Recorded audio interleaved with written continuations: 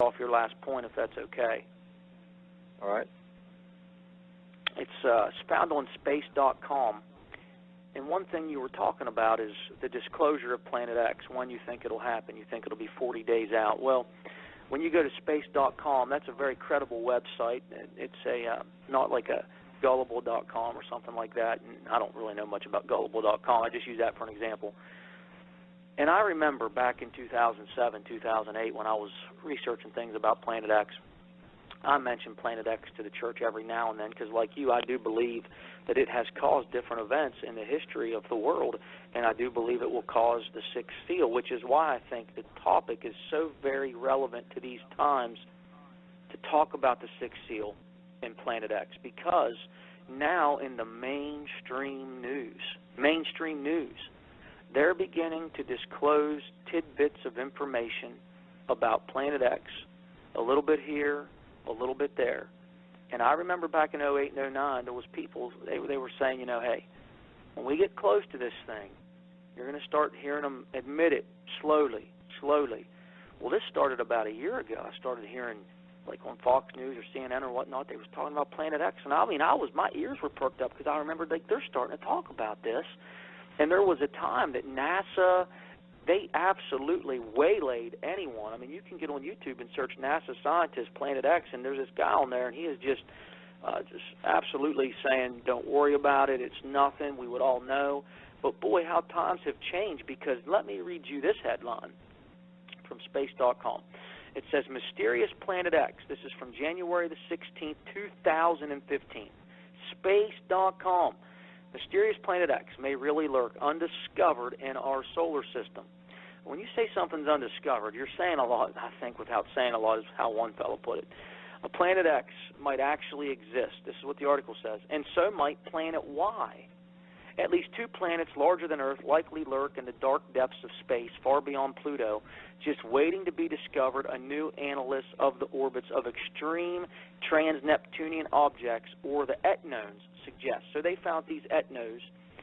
Researchers studied 13, it says right here, frigid bodies such as the dwarf planet Sedna that cruise around the sun at great distances in the elliptical paths. The article goes on to say that these bodies they found out past Neptune, again called etnos. This is from space.com, January of 2015. The actual article is January the 16th, so if you want to see it, it's by Mike Wall, space.com, senior writer. These etnos were being disturbed, and it caught the eyes of these scientists, and they say the reason is because these planets are out there, Planet X, maybe Planet Y. And it goes on to talk about some different things concerning these planets, and I'm going to tell you something. If my suspicion's correct, you're going to continually hear more and more of these kind of articles coming out in the mainstream until they finally say, hey, we found it, even though a lot of people believe they've always known that it's there. What do you think, Brother Gill? Oh, without a doubt, they're going to condition the public to where they slowly adapt to the idea, to where there's not a panic. But when it comes to 40 days, shortly after that, there'll be a panic because it's steadily increasing in size as it's approaching us. And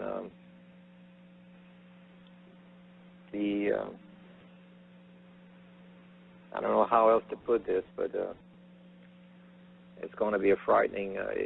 If you don't know the science well enough on what to expect during the passing of this next event, it's going to be very, very serious to a person.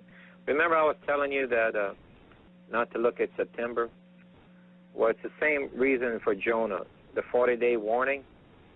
You can't have a 40-day warning if you're expecting it in September. You can only have a 40-day warning if you're expecting it in March. Got it? For CO6. It has to pass close to Earth to give us the circumstances listed in CO6. The people are mixing two events as one. What I've learned through this research, which I was not aware of before. But it can prove out in math. Remember how the two witnesses prophesied for 1,260 days? Then they're dead for 3.5? Yes, 3.5. It's 3.5 years, isn't it? No, they're dead for 3.5 days. 3.5 days.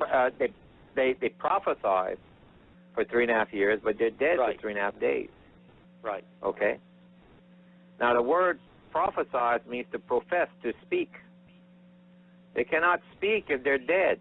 So how many days are there on earth from the time of the day of the resurrection and rapture to the time they show up on earth? You got to add 3.5 days to that 1,260 days to find out when did they start. All right? So there's a 3.5 day difference in what most people put on their charts. Now, how many days are the people who are in hiding? The remnant that goes into hiding. It says they're only in hiding 1,260 days. Then they're raptured. So if you were to draw a single date, pick a random date, and put the two prophets being dead for 3.5, and then they're resurrected, and then the living who are in hiding raptured, remember it said the dead are first, then the living. And you draw these scales backwards in time, you find out that the two prophets are on earth before the remnant goes into hiding by 3.5 days. People didn't do the math correctly, you see? Well, guess what? If you take this March 26th that's given in Revelation 12:1 and plot it out, go 3.5 days earlier from that point, you get a full moon. Full moon is the Feast of Passover. And what are the Hebrews practicing? Which is called a mikra, a rehearsal. They rehearse at Feast of Passover. They set an empty plate and a chair for Elijah. They make a crack at the door to allow him in, and they wait each Feast of Passover as they practice for him to show up and have a meal with them, which is the Feast of Passover, announcing the groom is coming. 3.5 days later is when the groom comes, which is also the day of this meteor shower on the opposite side of Earth. And he takes you to a place of hiding for 1,260 days, and he says it's a remnant. Remnant, and as well as the 5 wise virgins. The 5 wise, or maidens is the proper way in Hebrew. Those 5 wise maidens are the bridesmaids because they have the lamps. In the customs of a Hebrew wedding, there was no street lights, and the groom would come in the mid of night to pick up his wife. But before he'd go pick it up, he'd have a messenger sent to announce to the father-in-law, say, don't attack me. I'm coming like a thief in the night, but don't attack me. I'm just coming to pick up my bride. It was a custom that was taught to them. And the bridesmaids would be waiting with the bride, and they had their lamps of oil to light the way throughout the town as they're walking with the bride and the bridegroom. And she was brought to her chamber prior to the wedding. Well, in this one, that chamber will be only for 3.5 years. Then it's a rapture and a resurrection. And we've mixed the two up because we didn't follow a Hebrew wedding. We're following more like a Western wedding. Hebrew weddings are much more drawn out and acted out in a way. And that's why the parable of the 10 virgins, now, when he comes, now the resurrection and the rapture, that's on the 7th month of September. Because there's a Hebrewism for that feast day, which is called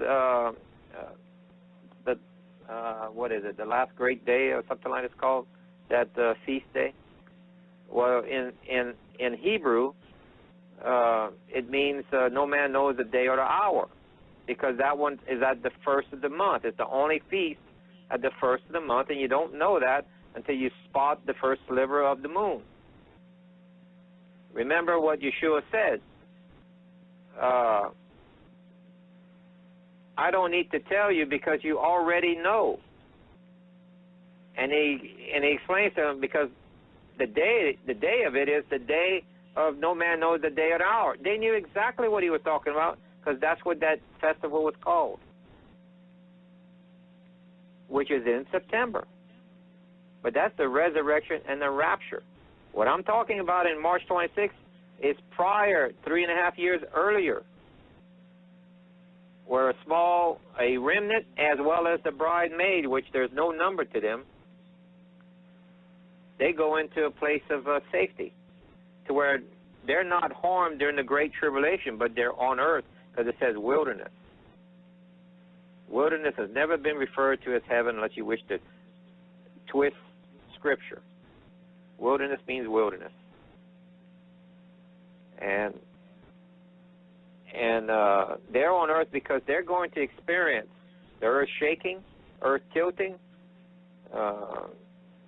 the electrical discharges between the planets when they come close, the aurora, the northern lights going all the way down to the equator, the high winds, but they won't be harmed. But they'll experience the mightiness of the Father doing what he's doing to them without a hair harmed on them.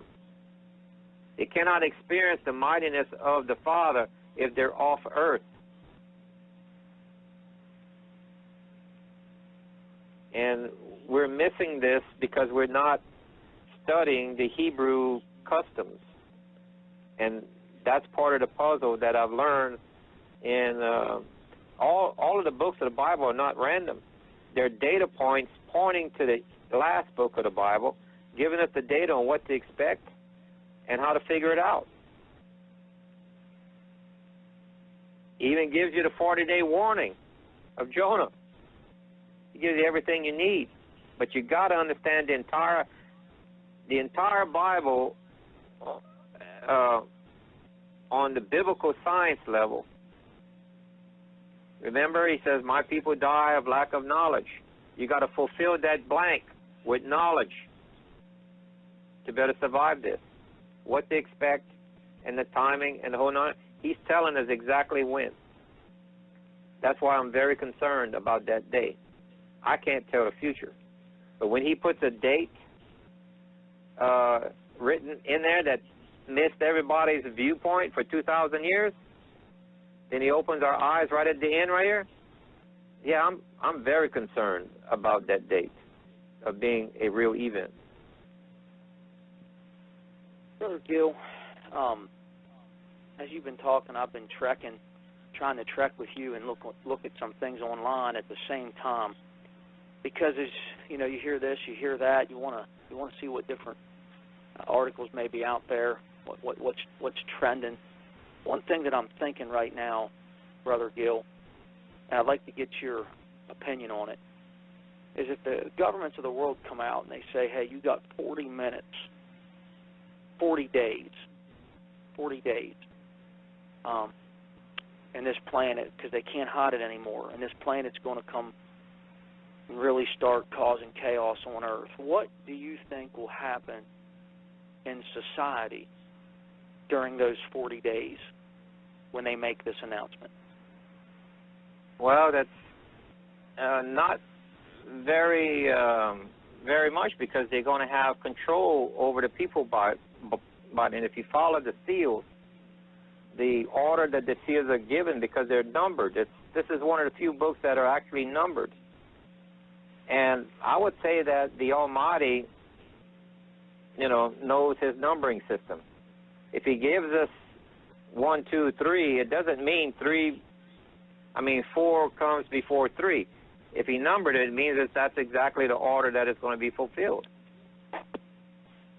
And if we remember how we've been clearly taught that you use the Old Testament to interpret the New, and the New is confirmed in the Old, and so on and so on? Sure. You got to turn to the Old Testament to understand the seven seals, because there's an overlay that's taking a shadow picture. All of the rabbis, okay, no matter what group they are, there's different groups, they have certain books that we don't have access to, especially one called the Book of Genealogy. Goes all the way from Adam to now. They know what year it is. They publicly proclaimed at the Wailing Wall that on March of 2001 was the beginning of Jacob's trouble, and it was also the beginning of 6001. Now talk about that, Brother Gill. Let's hone in right there. So the Jewish rabbis believed. Now, are you talking about Messianic rabbis, or are you talking about Orthodox Jewish rabbis? Because I know that they don't look at the New Testament the same way we do. Yeah, I'm talking about the Karaite Jews that don't believe in man-made changes. I'm talking about the Orthodox. There's several groups of Judaism. They have the same problem as Christianity. They got splintered groups. Came together and agreed, because there's one common book of genealogy that they can count with. They said March 29th, 2001 was actually 6001, which was the beginning of the millennium and the beginning of Jacob's trouble. Okay? Now, they come out and said that in March. But September 11th, right, September 11th of 2001, we were attacked by Islam. Okay? That basically declared a jihad against Jews and Christians, which in my interpretation is Jacob. Okay? If you look up Jacob, what took place to him? If you want to know what Jacob's trouble is, go read Jacob, the book, the story of Jacob, and you find that, remember how when he went work for a relative, he had to work 7 years to get his first bride. But his bride, he was tricked. He didn't know anything about her, and he was tricked into this marriage. Sure. Well, 6001 was a Sabbath year. That's the end of a count of a seventh. That's the seventh year. Well, you got to, so a contract doesn't start until the next year. So year 2002 in March, you start counting. You count the next 7 years. And guess what? In 2008, we had a president that was elected that we knew nothing about, that some people called him a Messiah. Sure. Kind of like a marriage that we didn't know anything about, if you want to call it that. Now, if we go 7 more years later, that puts it, this 2015 is a Shemitah, is a 7th year. The following year is a Jubilee year. 2016 is a Jubilee year, starting in March. It is the custom of the Hebrews that the Messiah will return on a beginning of a Jubilee. It is stated in the text that when Israel was reformed, that generation that saw Israel formed would not die out, right, till all is fulfilled. Well, if you take a look in let's see, in Psalms, Psalm says that generation is 70 or 80.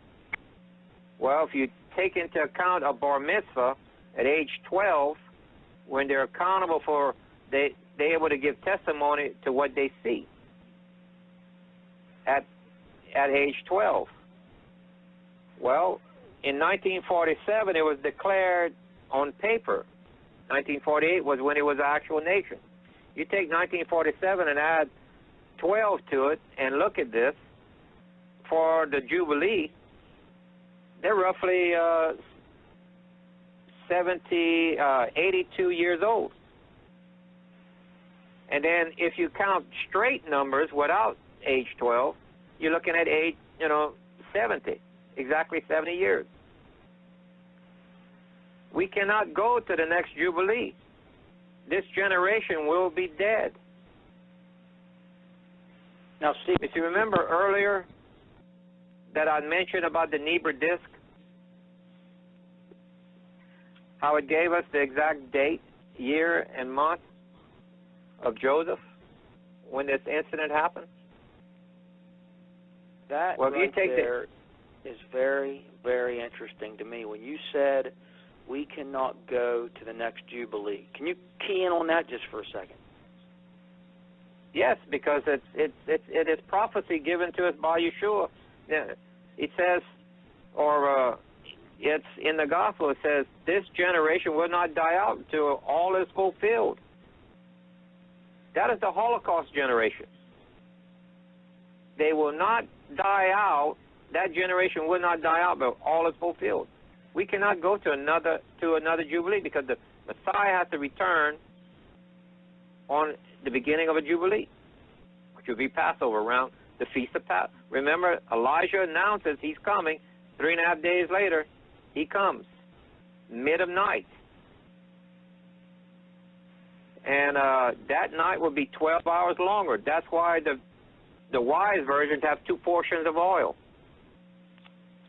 The foolish have 1 portion. The wise have 2 portions. Because that night will be 12 hours longer. Because a portion of oil is supposed to last the entire night, which is normally 12.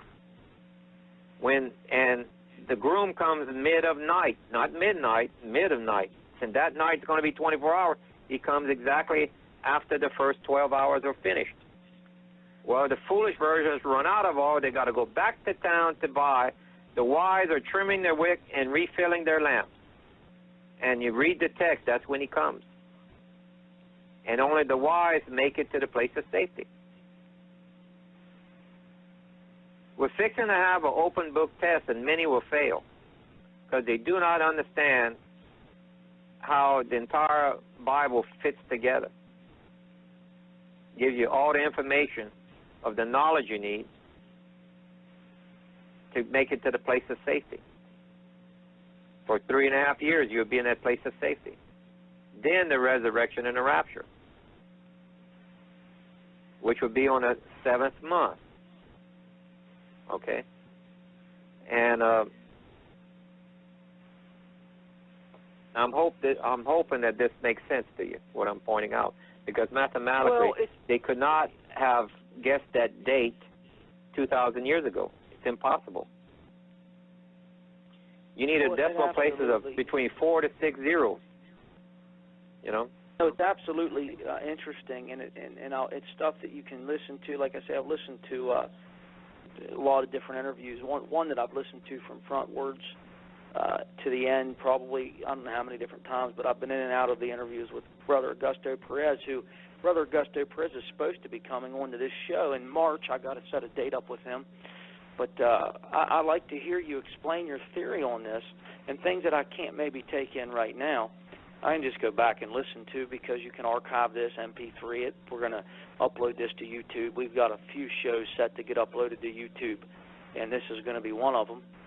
And I appreciate you taking the time to explain these things, because you have put a huge amount of research into the Planet X subject.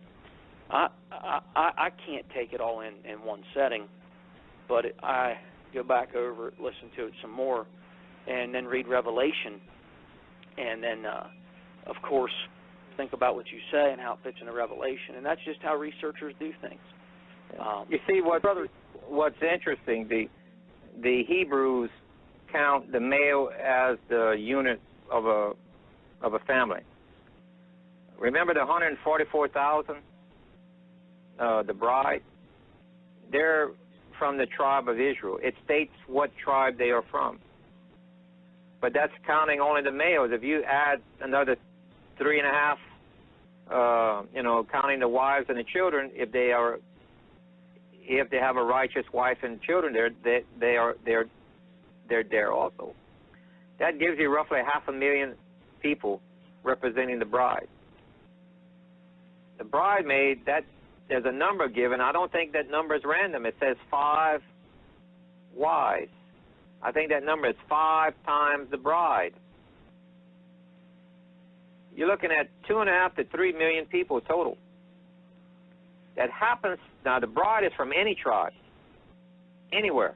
I mean, the bridemaid is not specific to the tribe of Israel. It is anyone can be the bridemaid.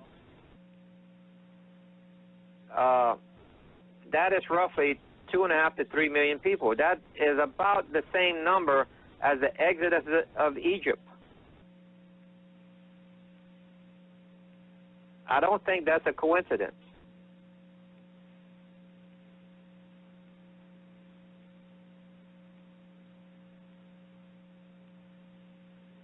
Well, hello.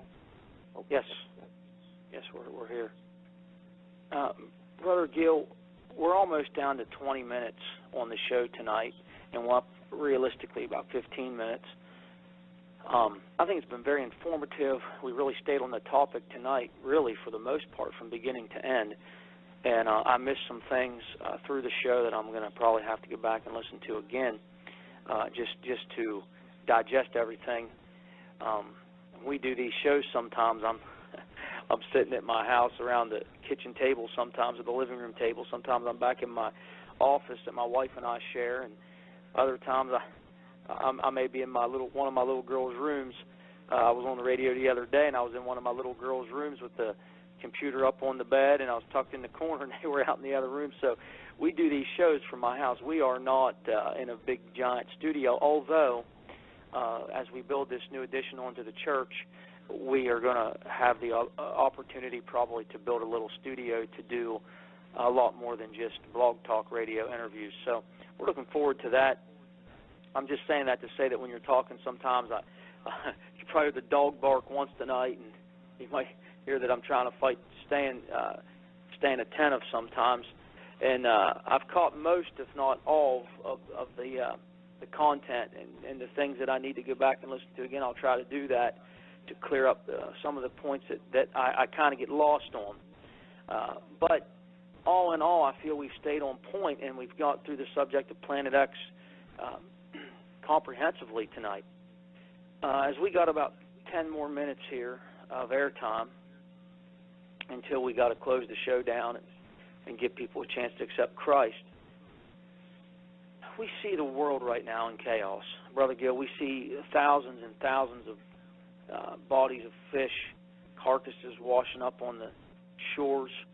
It seems the ocean floor is breaking apart, and perhaps the fumes of the gases in the centers of the earth are coming up to the ocean floors. That could be one possible theory. I think that's the case. We see sinkholes everywhere. I can't remember ever when I was a kid, ever growing up, even in my teenage years, in my 20s, ever seeing sinkholes the way we're seeing them now. We are seeing, from what I hear, a barrage of asteroids and meteor activity coming down through our atmosphere, creating these tremendous fireballs that are just astounding people as they come crashing down into the skies with these big flashes of light. There have been a lot of people see UFOs. There's alien abduction accounts, which we know are fallen angels, demon spirits, things like that. The nations of the world are at war almost everywhere you look. Maybe not every nation, but sometimes it seems like it. I mean, you see them fighting in the Middle East. They're doing brutal things, horrific things, things that I can't even imagine sometimes that we're seeing them, but yet we are. It's ghastly, to say the least, the torture that they're putting the Christians through. You got Russia and the situation in Europe, and America and Russia's now at a standoff, it seems like, and It's almost like who's going to flinch. And I think Putin is a man that is from the old Soviet Union mentality. His ties and his roots into that philosophy run very deep, and I wouldn't put nothing past him. There's 4 men of God I've heard: Dimitri Duduman, David Wilkerson, A. Allen, Henry Groover, and I'm pretty sure it's all these 4 have had visions of Russia attacking America. Now we're seeing that come to a climax. All these things are bottlenecking right now, and we could even talk about more: the moral breakdown, the same-sex marriages, all the things. We could just go on and on. All these things are coming to a head right now in real time. Brother Gill, if you had to leave our listening audience with just some final thoughts to close this show tonight, based off everything we've talked about, all the things I just said, trying to paint the picture of our world, what would those thoughts be right now? Well, I'd focus on the time coming here more than what we're seeing on the news, because it's more important for us to focus on getting this information we need to make it to Jerusalem for this rehearsal. The word Mekrah, which is often taught in Christianity as feast, that is not the definition of that word. It means rehearsal. Remember how the Hebrews had to go to Jerusalem each year for Passover? That's why there were so many there for the Passover when Yeshua was being sacrificed. Because they were doing a Mekrah, they were able to recognize that he was the Messiah. Okay? There was a group that recognized it because they were fulfilling the Mekrah and what he did. Well, he said you will practice these precepts forever. These Mekrahs, the way you understand the meaning. There is a Mekrah coming up for the Feast of Passover where you're required to be in Jerusalem. It says over 12 times in the Bible that the bride and the bridesmaids are going to be picked up on Mount Zion in Jerusalem. That's where the meeting place is. Don't forsake the rehearsal that he's telling us to keep forever.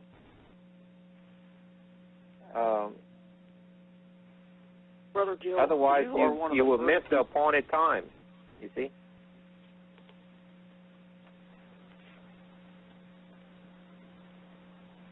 Brother Gil, you are one of the first people that I have ever heard, talk about the significance of the believers going to Jerusalem when these events begin to take place. I don't know if I've ever heard that before. It's so interesting to me. It comes by learning. That's why he gave the Mekrah, the rehearsal, so they would recognize him when he came in the place of the Lamb. They were all required to go to Jerusalem. Okay?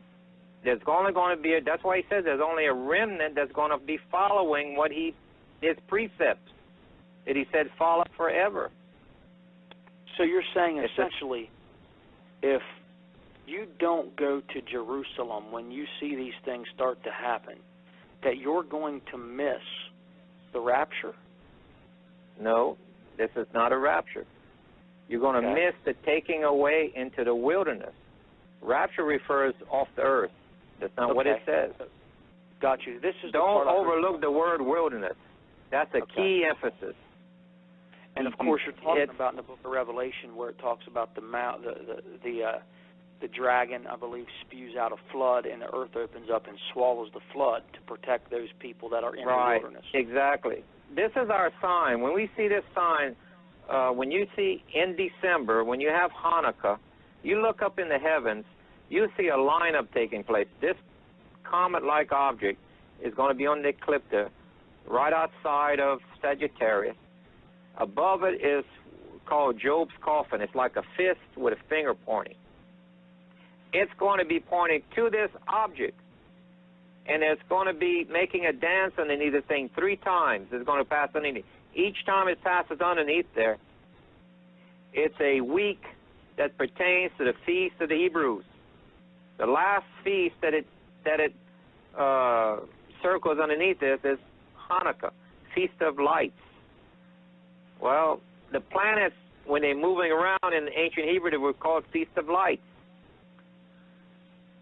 That's your signal. When you see that, you order your ticket to be there in Jerusalem around January, because. So you're saying let's go over it again.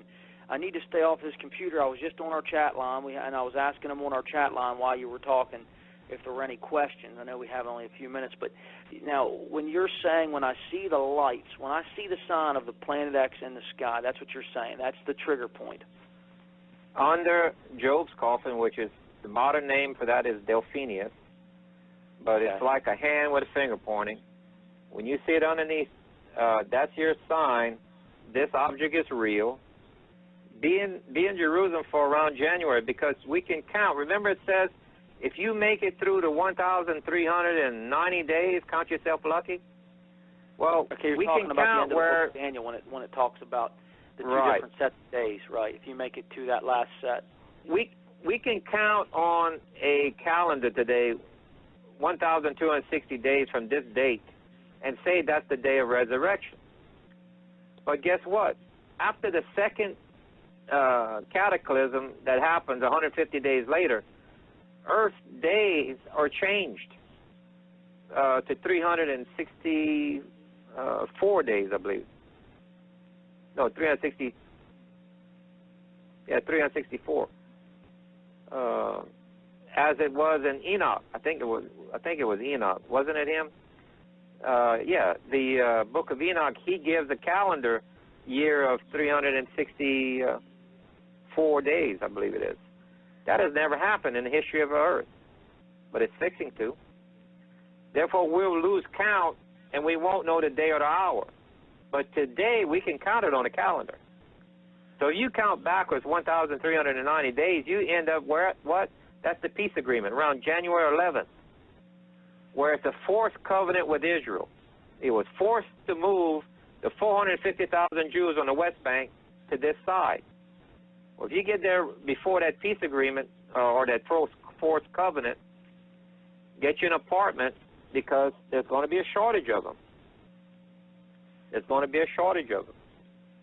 And wow, Brother Gil, that's so intense. What you're saying is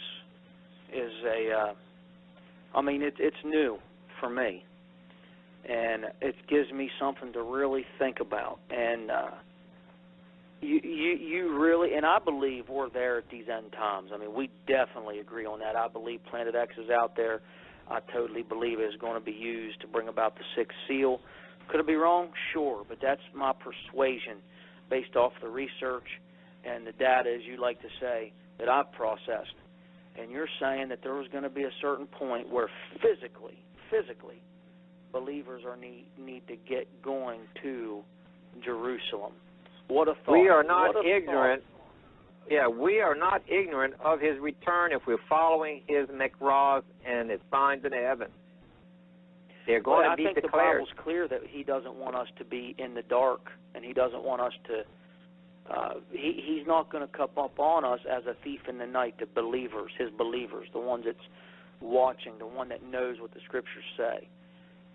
Right. It's a custom to act like you don't know, but you really do. Mid of week, mid of night. 3.5 days after the Feast of Passover. It's going to be March 26, 2016. Revelation 12:1. So you think 2016 is a date? I will tell you something, Brother Gil, and this is something I've never shared. I might have shared it once or twice. I'm almost certain I've never shared it on the radio ever. About 3 weeks ago, I had two dreams, two dreams. I might have told you about these dreams in a private phone call. The first dream, I was with one of my oldest friends that I've ever had, as far as length of our friendship. And we were in my house, and we walked out of my front door, and it was dark. And whenever it's dark in a dream, it's kind of eerie for me. and I looked up at the moon, and to make a long story short, the moon was hit with a giant asteroid in my dream. And Wow. I told my friend, I said, this is it. I could see the dust rising from the moon in my dream, and I said, I believe I said, that's the dust from the moon. I said, the moon was just struck, and in my dream, I got my dad on the phone, and I said, Dad, we don't even have enough time to prepare. I said, we don't even have enough time to prepare. We got to meet now, and I don't know where we were going, but we were definitely going somewhere because we knew things were going to get very chaotic. So I saw that in my dream, and I almost heard the percussion of it, like a poof in my dream. It seems like I almost heard it, but I saw the dust rising off the moon in my dream. You could see it from Earth, and before it happened, though, and this is the part of the dream I don't quite really understand, before the asteroid hit the moon and a star were like dancing in the sky. I know that sounds kind of crazy, but they were dancing. That's how I explained it to my dad. I've told a couple people personally this dream.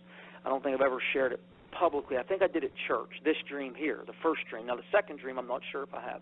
This was like on a Saturday night. The moon and the star started to dance, and the moon actually kind of looked like a star, then turned into the moon. They were rotating around each other when the asteroid hit the moon, and the dust flew off. And then the moon was still shining at the end of my dream, but it was very, very dim. It was still shining, but it had lost so much of its light. Now, I knew that, I really felt that dream was probably spiritual, and I don't spiritualize every dream, but I saw it so clear in my dream, it so startled me. The very next night, I had a dream that I was back in the old place that my wife and I used to live, this trailer, and I was in our bedroom, and my brother-in-law was there, and I was laying out all this research from the old-time reformers. I remember specifically maybe like Jonathan Edwards or George Whitefield, some of the old preachers from the Great Awakening. And the long story short, in that dream, I was trying to tell my brother-in-law that all these things these guys were talking about was all happening in 2016. I actually had that dream a few weeks ago. And that's when you say 2016, I think about that dream when I was, because those men actually pointed to the years of 2012 to 2016, some of them, when you ran their numbers and their thoughts about the empires and the things that we have seen in the history of the world. So we are in the season. We are in the season. Brother Gil, we got about 5 minutes. Anything you just like to just close with real quick, because we still need 2 minutes to say the sinner's prayer. Well, just to qualify that, remember that Nibiru disk I was telling you about Joseph. If you calculate it back to whenever they entered the land, that gives you 1485 BCE. That's exactly 70 jubilees to this coming jubilee coming in 2016. Exactly. Wow. 70. That fulfills part of Daniel again. We have more math than we've seen in a long time on the lineup. I think so. I think so.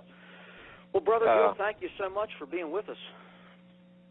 Well, thank you, and maybe we can do it again if you wish. Absolutely. Maybe. The writing is here. Do we know those lifts? Yeah.